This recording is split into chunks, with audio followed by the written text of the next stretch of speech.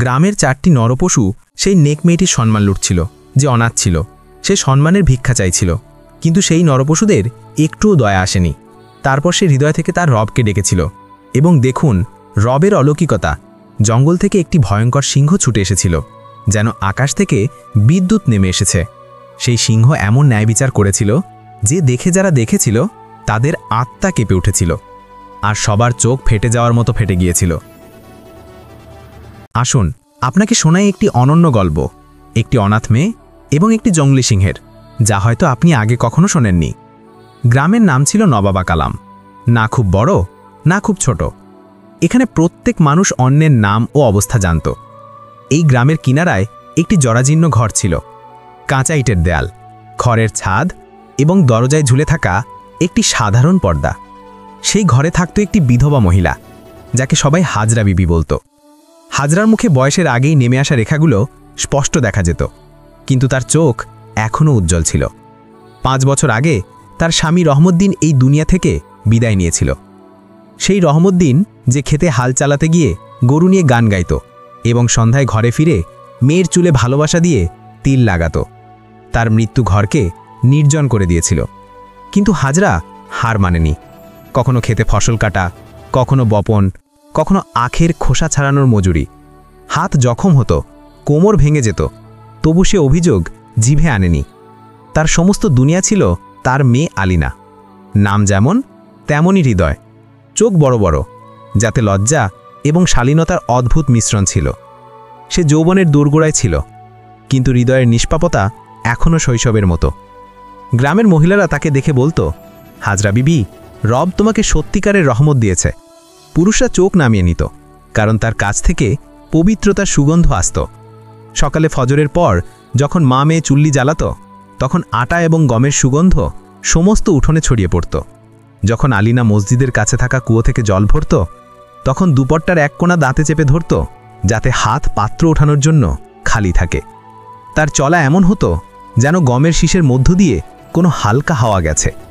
শিশুরা তার কাছে ছুটে আসত, কাউকে সে কিশমিশ দিয়ে দিত, কারো কানে পরীর গল্প শোনাত। গ্রামের বুড়ি খালা সুগরা যখন বাঁকা কোমর সহলাতে বেরোত, তখন আলিনা ছুটে গিয়ে তাদের পা টিপে বলতো, খালাজি, তোমার দোয়ায় তো ঘরে শান্তি আছে। গ্রামবাসীরা আলিনাকে শুধু পছন্দ করত না, বরং তাকে সম্মানের মর্যাদা দিত। ইমাম সাহেব জুম্মার খুতবায় বলতো, লজ্জা ইমানের অংশ, এবং এর সবচেয়ে ভালো উদাহরণ আলিনা। মহিলারা তাকে সেলাই কাটায়ের নতুন পদ্ধতি শেখাত, কিন্তু তারা বলে, যেখানে গাছের ছায়া গভীর হয় সেখানে কাঁটাও ওঠে, আর এই কাঁটাই আলিনাদের জীবনের পরীক্ষা হয়ে উঠবে। গ্রামে 3-4টি আওয়ারা ছেলে ছিল। নাম রাজু, সিকান্দার, নাসির এবং বশির। দিনভর চবুতরায় বিড়ির ধোঁয়া ওড়াত, পথ চলতি মেয়েদের ছেড়াত এবং রাত হলে মদ পান করে চিৎকার করে গান গাইত। তাদের চোখে অসতর্কতা, জিভে বিষ এবং হৃদয় খোদার ভয় ছিল না। রাজু এদের সর্দার ছিল, শিয়ালের মতো চালাক। সিকান্দার ভারী শরীরের, কিন্তু খালি মাথা। নাসির কথার ঢোড়াবাজি কর এবং বশিরের স্বভাব নামের মতোই খুনখার। যখনই এদের নজর আলিনার ওপর পড়ত, তাদের ভেতরের নরপশু জাগত এবং নোংরা চিন্তা প্রভাবিত হতো। আলিনা প্রথমে এদের অবগ্রহ করেছিল।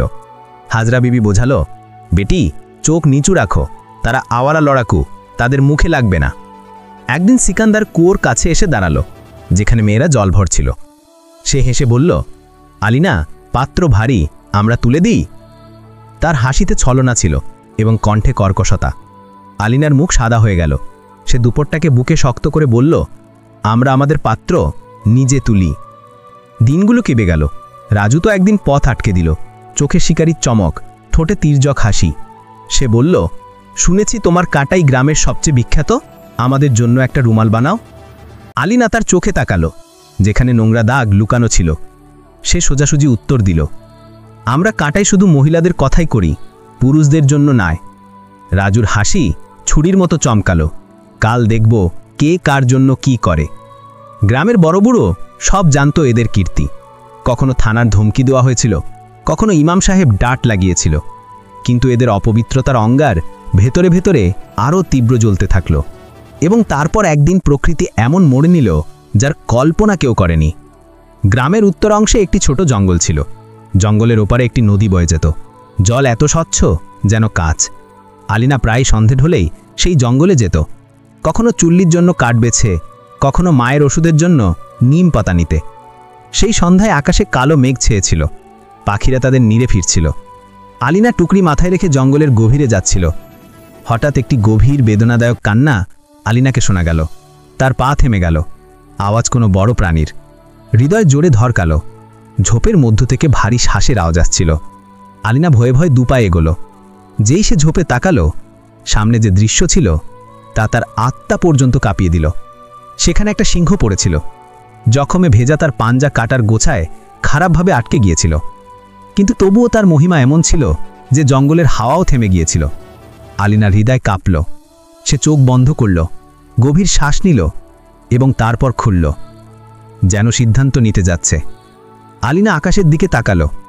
ও রব, তুমি রক্ষক, আমাকে সাহায্য করো। সিংহ মাথা তুলল। তার চোখ আলিনার সাথে মিলল। দুটি গল্প যেন এক ভাষায় মিলে কথা বলতে লাগল। সেই চোখে ধন্যবাদও ছিল এবং অসহায়তাও। আলিনা ভয়কে নিয়ন্ত্রণ করে এগোলো। তুমি জখমই? তার নরম কণ্ঠ জঙ্গলে গুঞ্জরিত হলো। সিংহ মাথা নিচু করে উত্তর দিল। আলিনা দুপট্টা থেকে পট্টি ছিঁড়ল, কাছের গাছ থেকে কাঠ তুলল এবং ধীরে ধীরে এগোলো।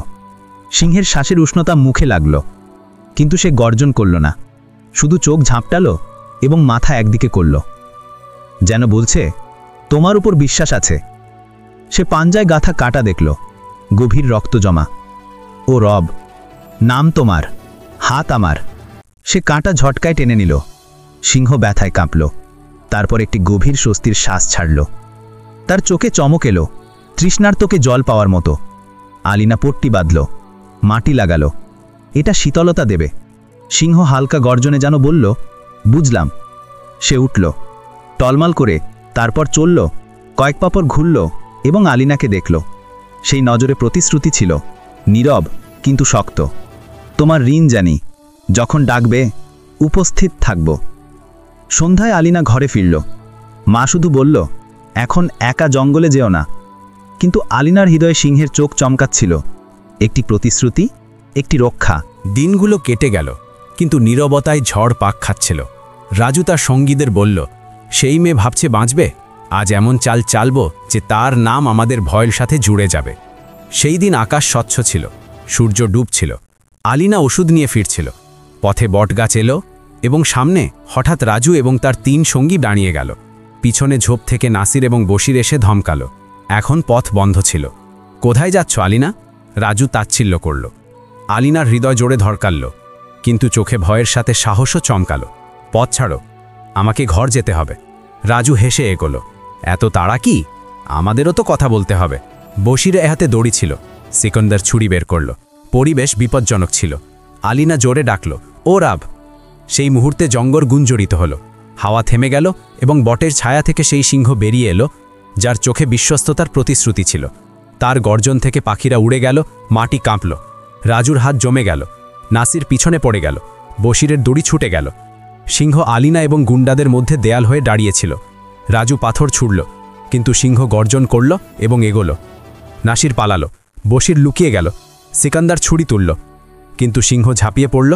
ছুরি ঝোপে পড়ে গেল এবং সে মাটিতে ধপ করে পড়ল। সিংহ পাঞ্জা তার বুকে রাখল।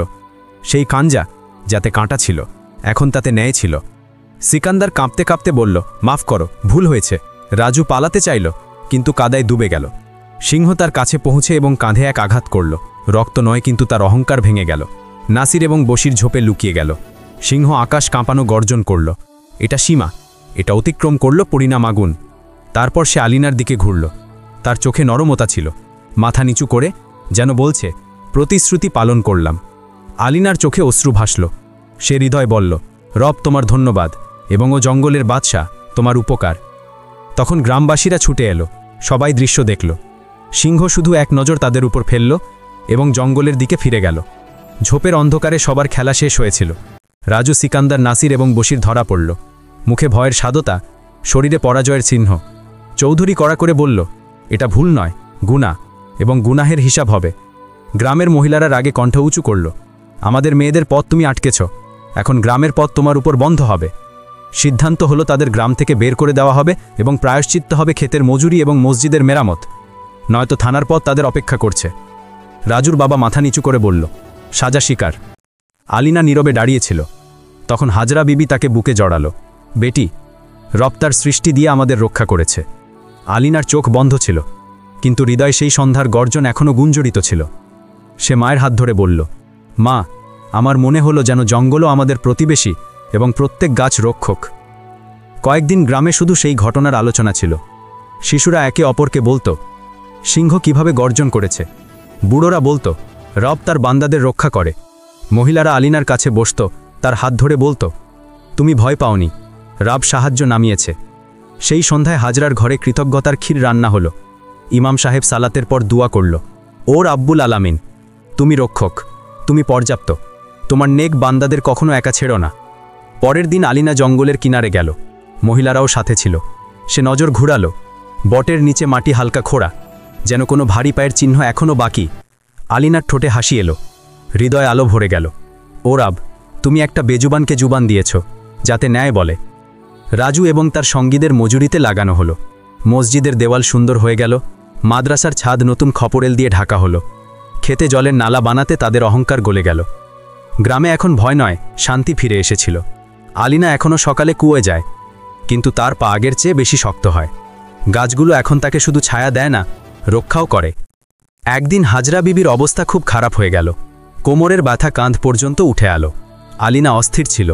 গ্রামের হাকিম রহমত শাহ থেকে ওষুধ আনল, কিন্তু হৃদয় সান্ত্বনা পেল না। রাতে সবাই ঘুমে গেলে সে চুপি চুপি উঠোনে বেরিয়ে এলো। আকাশে তারা ঝলমল করছিল।